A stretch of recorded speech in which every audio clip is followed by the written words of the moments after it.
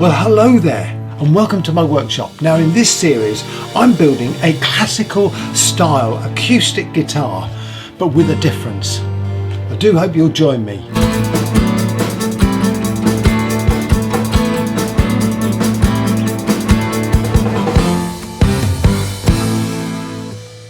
Well, hello ladies and gentlemen, welcome back to my workshop. Now you remember in the last episode I worked on the bridge and the tailstop, and well, I've got an idea of how I can attach the tailstop to the guitar, so I'm going to have a go at that this week. But before I do any of that, I need to cut the fret slots, so I'm going to get on with that first. Now I have already marked up this piece of wood for the fretboard. I've used my template. Now this is a multi-scale, so it's 660 at the top, 640 at the bottom.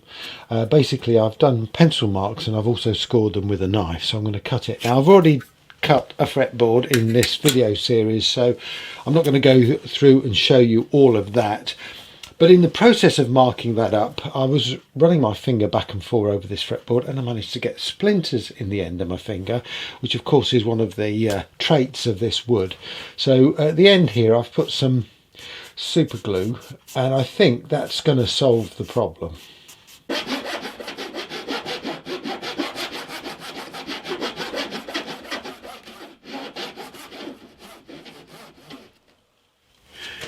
Right then. That's the fretboard slots cut, so I can put this to one side for the minute. I'll come back to this. One thing I do need to check is the angle of the neck. I just want to keep checking this just to make sure that I'm not too far off with that bridge, and I think I'm okay at the moment. Obviously everything's going to have to come up a little bit, but that looks reasonable at the moment. Now this is what I want to have a look at. Now it occurred to me I've left a little bit on the end here, and I was going to overhang this slightly, but then I thought, why don't I inset that in there just slightly. I don't know if you can see that. And just it means chiseling out a slot there, and that would really hold this rigid, and then I could sand that flush with the end of the guitar. I think that's going to look much better, you know. So in order to do that I've got to be absolutely spot on with this centre line. Let's see if we can get that sorted out. Now I can't guarantee that this neck is absolutely flush with the end of the guitar there, and it's that the centre line is going to run all the way through. It would be lovely if it did, but I can't guarantee that. So what I'm going to do is line up with the edge of the neck on that side and use some tape just to put a mark in here, like so, and do the same on the other side. Looks okay. I'm just going to put a mark there.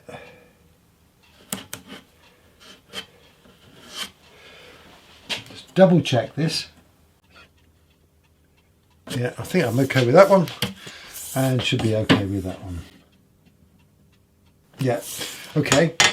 So the outer edge of these, and I will put a mark on that because I always forget which edge I'm looking at, is the one I'm looking at now, and now I can just check whether that's in the centre. I'll do it up the other way so you can see. So I'm 35 there, 34 there, 34 there. That means the centre line is actually there, and that's not exactly where this centre line is, so we shall remove that one, and I will draw a very faint one in to correct it.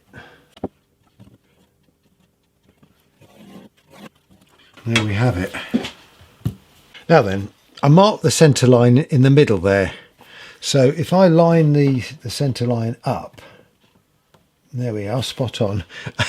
And you will see that in actual fact, it's just about where the inside of the tape is, which is rather clever. Not quite, but nearly. Here we are. So what I need to do is I need to make a template, because I've got to move this forward just very slightly, just enough to give it strength, while keeping it on the centre line. Right, now I've cut out a template which is based on the actual shape that I've cut rather than the original template, which I've veered off from it a little bit. So this is now an exact copy of what this piece of wood is. And I've marked a line 8mm back and a line 10mm back. And my idea is to get the 8mm line lined up with the edge of the guitar at the back there, get all of this lined up. Right, so I've got a cut little slot there so I can see the centre line. So now I'm going to mark the shape of this piece here on the tape. Put a line where it stops. Okay, my idea here is by leaving a little bit extra, I can then shape that to match the back of the guitar there, or the end of the guitar I should say. So now, let me just draw a line across those two. Now I've got the shape that I need to cut out. You know, when there's an element of doubt comes into your mind, I've allowed 8mm on the end of that tailstock. I'm wondering if I should go the whole 10mm. To be perfectly honest with you, there's going to be quite a bit of pressure on this joint here. So I think I'm going to refine my markings. But I know what I'm going to do. I'm going to take that off. I'm going to put another piece of tape on.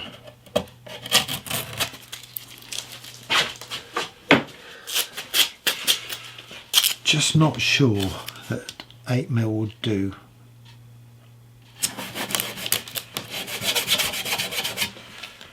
Okay, so I've got the centre line actually. Let's draw the centre line in on top of the tape. Right. I'm only going to have one go at this, so I might as well get it right. Okay, so that's allowing 10mm. That centre line's lined up there, the centre line is lined up there. So let's draw the shape in again.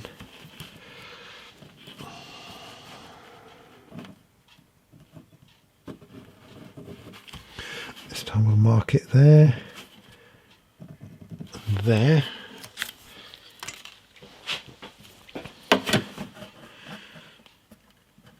That looks more substantial.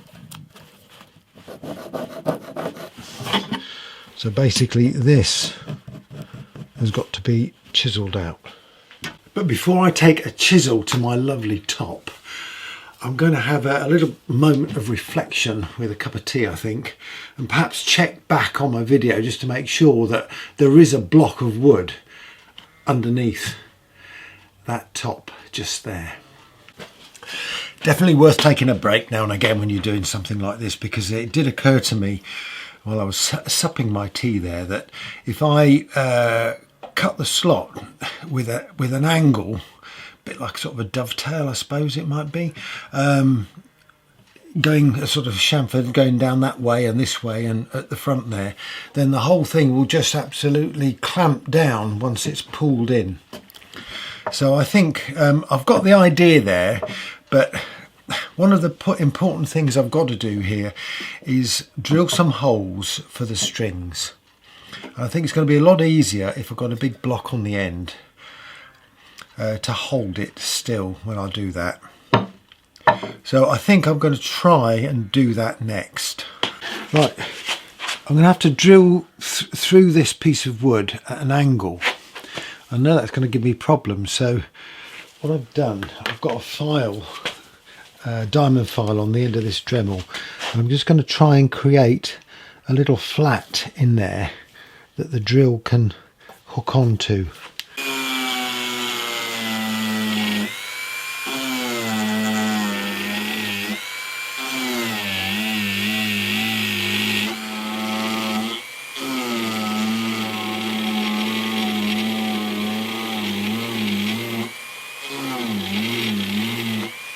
You're getting a better view of this than I am, but basically what I've done is tilted this vise backwards by putting some stuff under the front here, because I've got that drill has got to go, that bit has got to go all the way through there and come out underneath, and I don't want it to come out too close to the base there.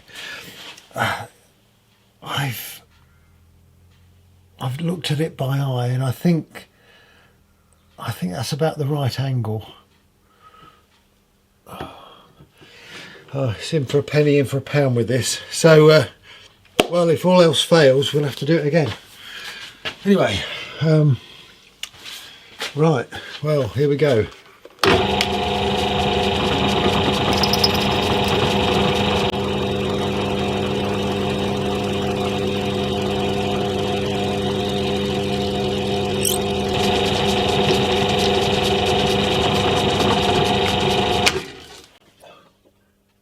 I think that's okay. Well, that was going great until I got a split there, but I'm hoping that I can deal with that one. A bit of super glue perhaps just to strengthen it, and then sort it all out. Now all of these are done to 2mm, and the bottom E string is going to have to be about 2.5mm, so I'm going to have to open those out a little bit more, but yeah, it looks fairly reasonable. I've got to tidy up these holes a little bit. I've put some super glue in there, and I think I've stuck that much better. These two here are a little bit wonky compared with the rest of them, but it was always going to be like that because of the shape of the tail there, so that's not a problem, I don't think. Obviously this really does need to be sanded down, and I've had a bit of a go on the bridge. It's starting to look okay. I'm going to call it a day today, come back tomorrow. Well, it's been a few days since I've been in the workshop, and I've been working on some other things, so I haven't had a lot of time to work on the guitar this week. Now, somebody said in the comments that they thought my bridge was a bit too bulky, it wasn't dainty enough, and I thought that was a very good observation. So I've actually trimmed this down quite a bit. I've shortened it and I've taken it thinner. And I've also glued on a bamboo stick on this side, and this is to match the sort of light wood that's glued on the side of the model that I'm working to. So what I thought I'd do now is show you how I've stuck that on, and stick this one on. Now I will shape them a little bit when they're dry, so yeah, let's deal with this stick here. First of all, I need to create a flat on this round stick. And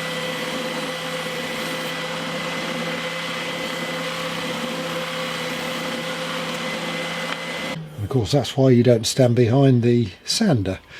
Right, okay, I think that's good enough though.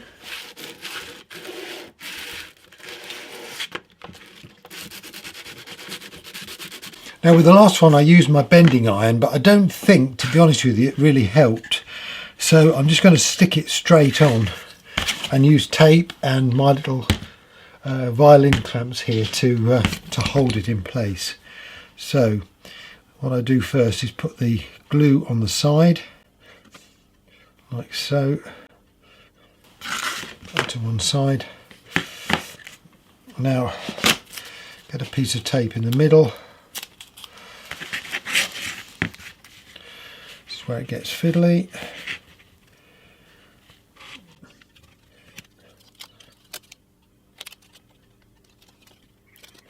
Okay.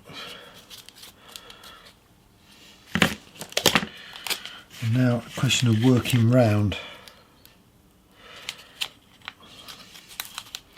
pulling it right in.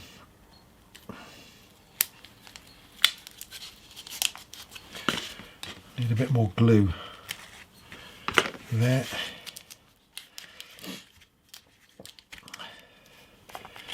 Now, I'll see if I can use this clip, this violin clamp, to really push it down. Oops.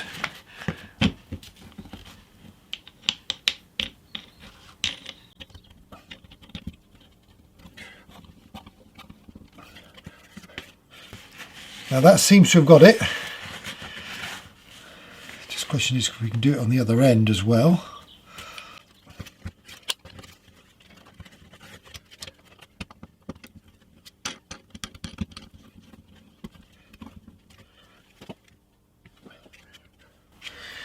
That looks pretty good. In fact, it looks better than the first one.